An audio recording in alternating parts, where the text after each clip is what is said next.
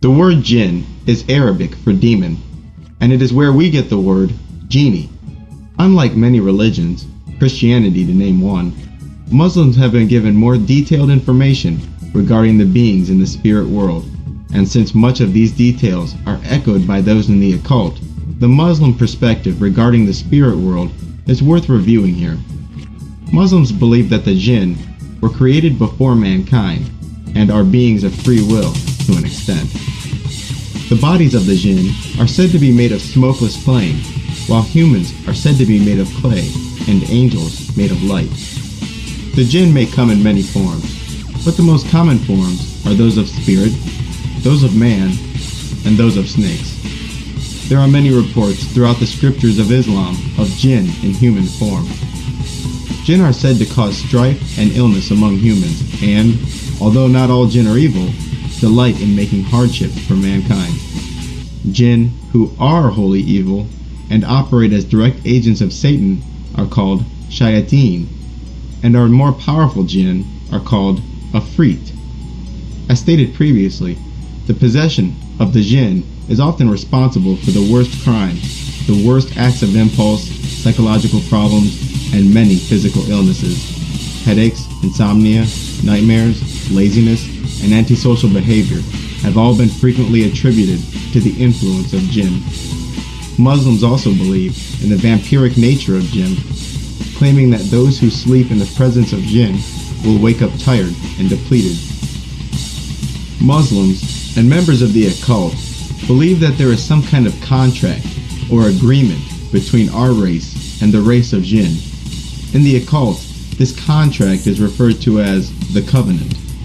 This covenant allows humans to use words of power and thoughts to command the demons. For example, the phrase Bismillah is used by Muslims to cleanse food, water, and even whole rooms of demonic influence. I have heard occult writers remark that this covenant, which was formed between the human and demon races, is the result of the trace amounts of demonic blood found in all people.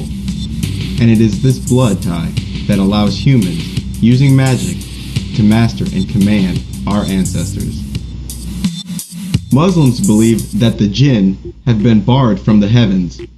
Jinn may only stay in the celestial regions for so long before the lack of something to stand on forces them to fall back to earth.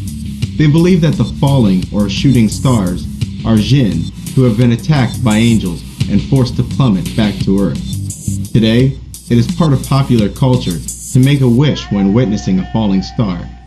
Since making a wish is something you're encouraged to do upon meeting a genie, it is likely that this tradition of making a wish when witnessing a falling star is based on the Muslim belief that shooting stars are genies. Naturally, Muslims are prohibited from making a wish upon seeing a shooting star, and are further prohibited from employing the aid or services of demons. Muslims believe that the jinn mostly prefer to live in places far from the habitation of humans, but the human-looking demons may choose to live among mankind. Jinn are believed to live in places such as oceans, caves, underground, and in the sky, and may even be inclined to occupy dirty places such as landfills and bathrooms. Some jinn, if not all, are capable of reproduction. Followers of Islam are discouraged from keeping dirty and unsanitary living quarters, as it is claimed that these habits attract jinn into the household. Holy water, which is simply water that has had certain prayers uttered over it, is also used to cleanse a room of jinn and their influence. But there is one jinn you can't just cleanse away, and that is the jinn that was assigned to you at birth. The Muslims, like many in the occult, say that each person is assigned a demon and an angel at birth. This combination of angel and demon and your relationship to them is the true source of much of your personality. Christians only believe in guardian angels because the guardian demon is not mentioned in the Bible, to my knowledge anyways.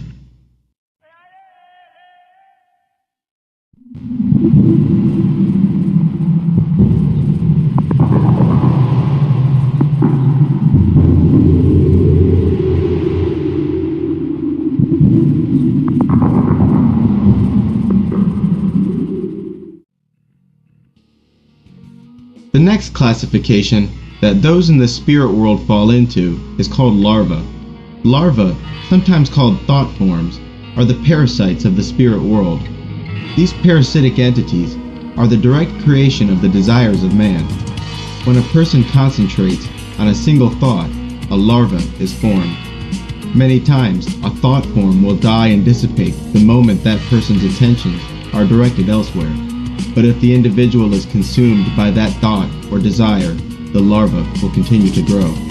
Like vampiric spirits, these non-sentient larvae feed from the very thoughts that created it, and will often induce this thought in the mind of its host in order to feed.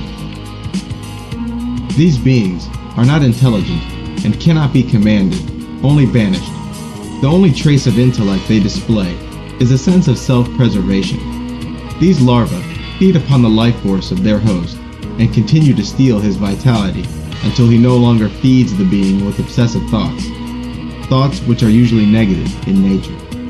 These beings have no function to humans, whether that function is magical or otherwise. These thought forms, which are concentrations of spiritual energy, can flake off of people and can cling to other people and even objects. In this way, can a person accumulate a sinful nature and places accumulate a bad vibe. This concept of the thought form is, however, a bit more complicated than spiritual insects. This is in no small part related to the fact that thought forms can be projected. These thought projections are a part of our lives in a subtle yet real way. The deliberate projection of a thought form from one mind to another is most commonly known as telepathy. There are certain people that can walk into a room and send the mood of the room into deep freeze, and there are others who can lighten any atmosphere. Humans, and even non-humans, will subconsciously sense the nature of a particular aura and act on that sense in very conscious ways. How many times have thoughts of someone you know come into your mind moments before you received a call from them? Some of these instances are coincidence, in that the people who we often receive phone calls from are the very same who are often on our minds. In other cases, especially when the thought of that person came abruptly and did not evolve into being, as most day-to-day thoughts do, you may have experienced the phenomena of telepathy. The idea of the evil eye pervades many cultures to this day. The evil eye is the sending of malicious and hurtful thoughts through an intentional act of telepathy. Being unaware of the source of these malicious feelings, the recipient of these negative thoughts often interprets and responds to the messages with self-hatred. The recipient isn't the only one who will feel the pain of this attack, however, because the sender is feeding his own larva. Further, the recipient may have an unconscious urge to begin thinking negative thoughts about the sender, which can cause physical and emotional damage to the original sender. Most religions warn against thinking negative thoughts about other people or cursing others under your breath. There is perhaps a good reason for this advice. Telepathy, a projection in the world of thoughts and dreams, does not respect our notion of space and in no way hinges on the distance between the subjects. As with most forms of magic, I'm told a vegetarian diet facilitates telepathic sensitivity. The middle pillar ritual, detailed earlier, is a far more solid way to increase one's sending and receiving capabilities. I have also heard of thought embedding, where an object is charged with the energies of a certain thought form. The object then becomes a receptacle for a deliberately created larva. The methods behind embedding a thought into someone else's mind and embedding it into an object are largely the same. The last kind of spirit is angels. Angels are holy and completely dedicated to the service of the light, or God. In this, I speak of only the angels who remain loyal to God, as opposed to the fallen angels, who I clumped into the demon category as those who wander or reach out from the infernal realms. In magical rituals, angels cannot be commanded to perform jobs that are adverse to their character. Any command given to an angel will be handed down to lesser spirits. Of the many angels and archangels, 4 reign supreme: Michael, Gabriel, Raphael, and Uriel. As stated earlier, each person is assigned a guardian angel at birth, and it is the duty of this angel to counteract the negative whispering which stream from that person's demonic counterpart. This guardian angel is not entirely a separate being, but merely another part of the whole. It is this being who is separated from the whole by the veil that represents each person's direct connection to God. This entity does not tell lies, nor commandeer free will. Contrary to popular belief, this being is solely interested in your spiritual fate and does not concern itself with your mortal fate. Put simply, if your soul is more likely to enter into heaven by dying today, rather than years from now, your guardian angel will do nothing to spare you from today's danger. Self-preservation is, in many ways, the duty of your tutelary demon rather than your guardian angel. It is important not to confuse the light, which represents the guardian angel or God himself, with the light bringer, which is Prometheus. This balance of angel, demon, and man is the perfect way of ensuring free will, all while keeping man neck deep in a spiritual game. If the tutelary demon or guardian demon were to gain undue control over the wills of an individual, the result would be a decline in moral character, physical, and mental health. This being, which drives us to selfishness, greed, and base ambitions such as sex and power, is also responsible for many of the acts of our lives we call achievements. Pragmatism is the true way of our guardian demons. People who are under strong demonic influence are mean, distant, selfish, and disloyal. They are strangers to charity, because in the back of their mind is always the voice saying, "What's in it for me?"